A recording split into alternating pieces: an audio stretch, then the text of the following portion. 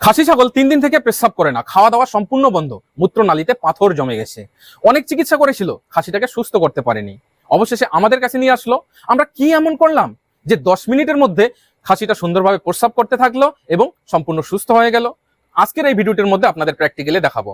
নমস্কার, আমি কৃষ্ণ ডাকুয়া, ডাকুয়া গোট ফার্মে আপনাদের সকলকে স্বাগতম।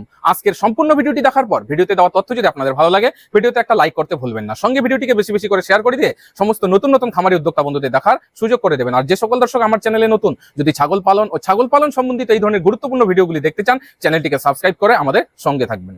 আমার জীবনে অনেক পশু প্রেমিককে দেখেছি যারা পশুকে খুব ভালোবাসে, কিন্তু আজকে যে বোনটি ওনার খাসিকে নিয়ে এসছে আমার কাছে চিকিৎসা করার জন্য, এরকম পশু প্রেমিক নেহাত কম। কারণ কি জানেন? উনি এসছেন 90 কিলোমিটার দূর থেকে। ওনাদের মুখ থেকেই শোনা খাসিটাকে 3 বছর ধরে পালন করতেছে। একদিন সেই বাড়ির মালিক মাংস কিনতে যায় বাজারে, খাসির দোকানে গিয়ে দেখে সেটাকে বেঁধে রেখেছে, হয়তো সেটা কেউ কাটবে, মায়ায় পরে সেটাকে কিনে নিয়ে আসে বাড়িতে। আর তখন থেকেই তাকে লালন পালন শুরু করে। দেখতে দেখতে 3টা বছর কেটে যায়। যখনই একটু বড় সাইজের হয়ে যায়, আর খাসি বড় হওয়া মানে কি তার স্টোন হওয়াটা কিন্তু স্বাভাবিক। তো এটারও বারবার এই ধরনের সমস্যা হচ্ছে প্রস্রাবে। তো সেখানে লোকাল যে হিউম্যান মেডিসিন রয়েছে সেগুলো তারা প্রয়োগ করে করে সুস্থ করতো। তো আস্তে আস্তে জিনিসটা বেড়ে যায় এবং একটা সময় এরকম হয়ে যায় যে পুরো তার প্রস্রাবের নালীতে স্টোন জমে যায়, প্রস্রাব টোটালি ব্লক হয়ে যায়। সেখানে লোকাল যে চিকিৎসক রয়েছে তাদের দ্বারা চিকিৎসা করেছিল। 3 দিন একদম প্রস্রাব করেনি এবং খাওয়া দাওয়া টোটালি বন্ধ ছিল। তারপরেই কিন্তু আমার সঙ্গে কন্ট্যাক্ট করে এবং সরাসরি 90 কিলোমিটার দূর থেকে নিয়ে আসে আমার কাছে চিকিৎসা করার জন্য। আমি আরো বেশি অবাক হয়ে গেলাম ওনাদের কিছু দৃশ্য দেখে এবং ওনাদের মুখ থেকে কিছু কথা শোনার পর। ছাগলকে ছাগলের মতো রাখা হয় না, ছাগলকে রাখা হয় শোবার ঘরে। ওনারা যে সমস্ত খাবার দাবার খাচ্ছে, শাক সবজি থেকে শুরু করে রুটি ভাত সব ওই খাসিকে খাওয়ায়। একজন বাচ্চাকে যেভাবে লালন পালন করা হয় সেইভাবেই লালন পালন করতো। আর এখানে যে দৃশ্যগুলো আমি দেখে অবাক হলাম সেটা হচ্ছে ওকে ইনজেকশন লাগানো হচ্ছে। প্রত্যেকটা ইনজেকশন মনে হচ্ছে যেন ওই বোনটির গায়ে লাগছে, ইস ইস করে উঠছে বারবার।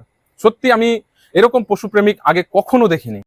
মূলত খাসির যে মূত্রনালী থাকে সেখানে খনিজ পদার্থ জমে জমে জমে জমে শক্ত হয়ে স্টোন তৈরি হয়।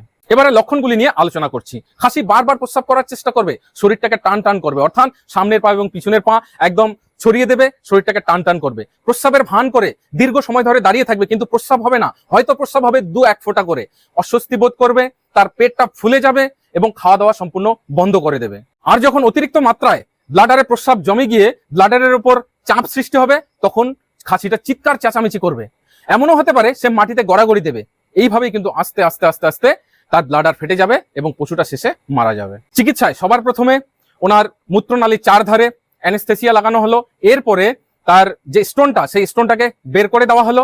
এরপরেই কিন্তু তাকে অন্যান্য মেডিসিন গুলো প্রয়োগ করা হলো। সে ব্যথার জন্য আমরা লক প্রয়োগ করেছি, এখানে ইউরেমিন প্রয়োগ করা হয়েছে, এখানে রিডেমা ইনজেকশন প্রয়োগ করা হয়েছে এবং স্টেগলিন অ্যান্টিবায়োটিক এখানে প্রয়োগ করা হয়েছে। ওরালে যে সমস্ত মেডিসিন দেওয়া হয়েছে, ইউরাল আয়ুর্বেদিক পাউডার, এটা দিলে প্রস্রাব তার ক্লিয়ার হয়ে যাবে। এছাড়াও তাকে দেওয়া হয়েছিল অ্যামোনিয়াম ক্লোরাইড, যদি আরো স্টোন থাকে সেটাকে ধীরে ধীরে গলিয়ে বার করে দেবে।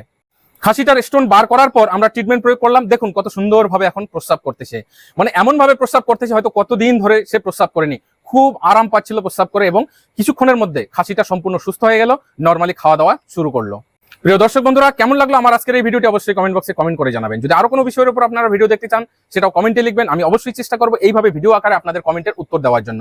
আজকের ভিডিওতে এখানেই বিদায় নিয়ে নিচ্ছি, পরবর্তীতে নতুন আরেকটি ভিডিও নিয়ে আপনাদের সামনে হাজির হব। ততক্ষণে আপনারা সকলে ভালো থাকুন, সুস্থ থাকুন। জয় হিন্দ, জয় ভারত।